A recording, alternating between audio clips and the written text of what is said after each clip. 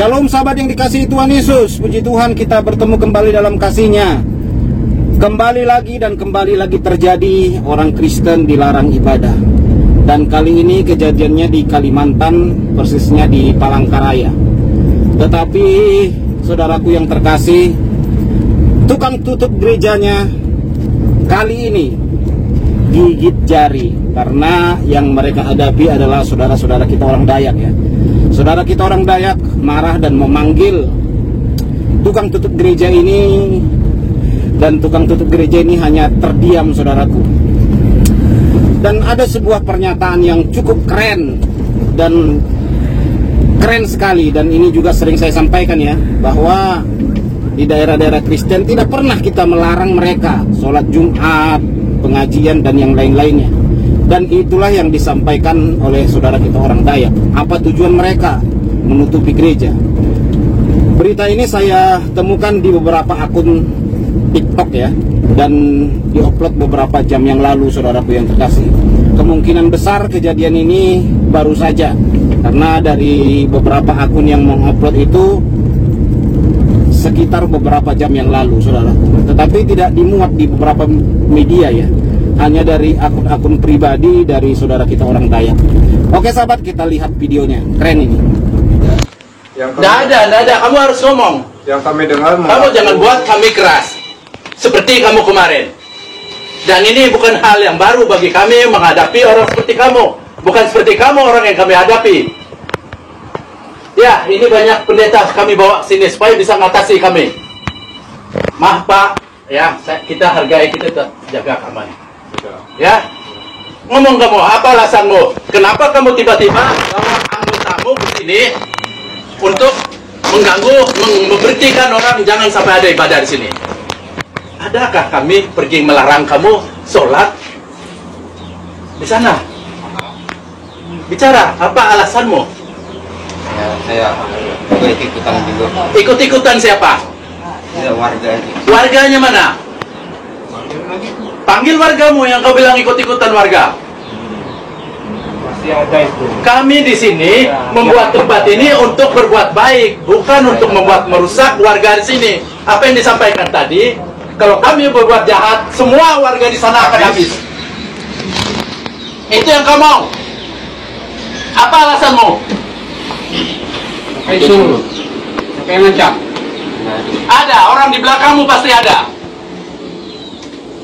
Tanya aja dia baik-baik. Apa alasannya? Kok tiba-tiba emosi? Saya tidak emosi, memang nada saya harus keras. Maaf Pak. Gak apa-apa Mas Yus, Gimana? disampaikan Mas Yus. Jangan takut, lebih baik sekarang terbuka supaya kedepannya beres. Silahkan disampaikan. Kenapa tiba-tiba Mas Yus emosi? Siapa-siapa. Bagaimana Supaya ceritanya? nanti Silahkan. jangan lagi Ya sahabat yang dikasihi Tuhan Yesus, kita sudah lihat videonya ya. Ya, menurut pandangan saya, ya hal ini perlu juga dilakukan untuk memberikan efek kejut kepada orang-orang intoleransi ini, sahabat. Supaya mereka tahu, kita ini bukan si bodoh-bodoh. Kita ini bukan orang yang longor-longor ya, yang mau diperlakukan begitu terus, apalagi di daerah yang mayoritas Kristen. Ya, karena dulu pun mereka waktu datang ke sana disambut, tidak pernah diganggu, sahabat ya. Sampai mereka menjadi rame. Setelah mereka rame, jadi mengganggu tempat ibadah orang. Nah, itu saudaraku yang terkasih. Kalau mereka tidak mengganggu ya, kalau mereka tidak mengganggu, ya kita tidak pernah bermasalah, saudara. Karena mereka ini suka mengganggunya. Ibadah kita diganggu, gereja kita ditutup, saudaraku. Apa yang mereka lakukan ini? Saya kadang heran, saudara. Nah, jangan sampai terjadi seperti di Sumatera Utara, beberapa kejadian ditutupi gereja, sahabat, sehingga membuat pemuda Batak Bersatu dan beberapa organisasi di tanah Batak kembali turun ke jalan. Ya, di tanah Dayak jangan sampai ada kejadian para kadurun-kadurun dibebaskan melakukan aksi-aksi intoleransi. Saya senang dengan apa yang dilakukan saudara kita orang Dayak. Mereka juga berani ya menolak ustadz intoleransi yang menghina-hina salib. seperti Ustadz Abdul Somad, ya, seperti Ustadz Habib Rizik, orang-orang yang menghina agama lain, orang-orang yang menista agama lain, perlu juga dilakukan hal seperti itu supaya mereka sadar, sahabat. Kadang-kadang kan ada manusia ini ketika kita mengalah, bukannya dia tambah segan, bukannya dia tambah hormat gitu, dia malah menginjak-injak kita, dianggap kita si bodoh-bodoh, sahabat. Nah, orang bodoh-bodohnya itu maunya itu ditindas-tindas. Kan ada orang yang begitu, sahabat. Itu orang yang berpengetahuan rendah yang biasanya begitu ya. Ditengoknya kita mengalah-mengalah, bukannya tambah segan dia. Ditengoknya kita mengasihi, bukannya tambah hormat dia. Dianggapnya kita bodoh-bodoh, sahabat. Mengampuninya itu, kasihnya itu. Enggak, itu saudaraku yang terkasih. Jadi sesekali menurut saya perlu juga hal seperti itu diberlakukan kepada mereka. Karena apa? Ya karena bukan kita yang memulai duluan, kan mereka, sahabat. Bayangkan di daerah orang Dayak berani mereka melarang orang Kristen beribadah, menutup tempat ibadah. Coba lo saudaraku yang terkasih, bayangkan. Ini kan namanya sudah kebablasan, sahabat yang terkasih. Ya, kita lihat tadi orang tersebut, ya kita nggak tahu ustadz, tetapi kita lihat dia berpakaian agamis, pakai topi haji begitu ya. Ya saya duga mungkin saja dia ustadz, sahabat, dari pakaiannya. Masa ustadz menutup gereja, menghasut warga? Ini kan sangat keterlaluan perlakuan mereka ini. Ibarat air susu dibalas dengan air tuba. Itu saudara yang terkasih. Cobalah, apakah orang begini terus kita katakan salah tafsir terus? Salah tafsir. Masa salah tafsir langsung menutupi gereja, menggeruduk orang ibadah? Karena apa? Orang Dayak atau saudara kita orang Dayak melakukan hal seperti itu karena tidak ada keadilan, sahabat. Ketidakadilan itu terus dibiarkan gitu. Kan mengganggu orang ibadah, menutupi orang ibadah, itu kan perbuatan kriminal, sahabat. Memasuki rumah orang tanpa seizin, menutup lagi. Itu kan perbuatan kriminal, tetapi hukum di negeri kita membiarkan gitu ketidakadilan itu terjadi terus. Tetapi begitu mereka yang disinggung sedikit saja, wah, kita terus jadi kena, sahabat, dibela mati-matian.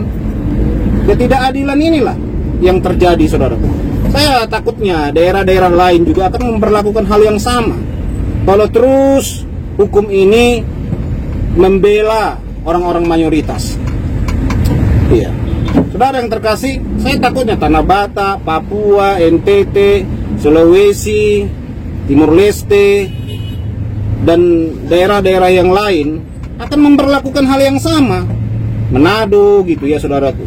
Karena mereka melihat ketidakadilan itu, saudara. Dibiarkan orang mengganggu ibadah. Dan kadang-kadang kita lihat dalam videonya kan malah dikawal gitu, saudara. Kalau mereka melakukan perbuatan kejahatan kan malah dikawal. Ini kan sudah tak betul, sahabat. Sehingga itulah yang membuat orang-orang di daerah mayoritas Kristen ini ya akhirnya tidak tahan, sahabat. Mereka pun langsung melakukan tindakan yang terukur. Ya, kalau kita lihat sih, saudaraku, masih dalam lingkup kasih ya. Berbeda kalau mereka yang diganggu bisa itu, saudaraku, digebukin. Wah, nggak tahu saya, saudaraku, bisa kehilangan nyawa itu, saudaraku, kalau mengganggu ibadah mereka. Tetapi di situ kita lihat, saudaraku, hanya ditanya-tanyai saja ya, diminta pertanggungjawabannya. Oke, sahabat yang terkasih, itulah yang bisa saya sampaikan. Saya akan perjalanan keluar kota mengangkat barang-barang pindahan dari saudara kita yang baru kenal Tuhan ya. Ada beberapa dan masih belum selesai, sahabat. Doakan ya, doakan saudaraku supaya secepatnya selesai ya.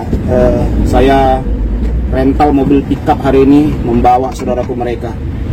Dan mohon maaf saudaraku yang bertanya di WA supaya saya shooting upload di video. Mohon maaf sekali lagi, mohon maaf, tidak akan saya lakukan, sahabat. Tidak akan saya lakukan hal-hal begitu.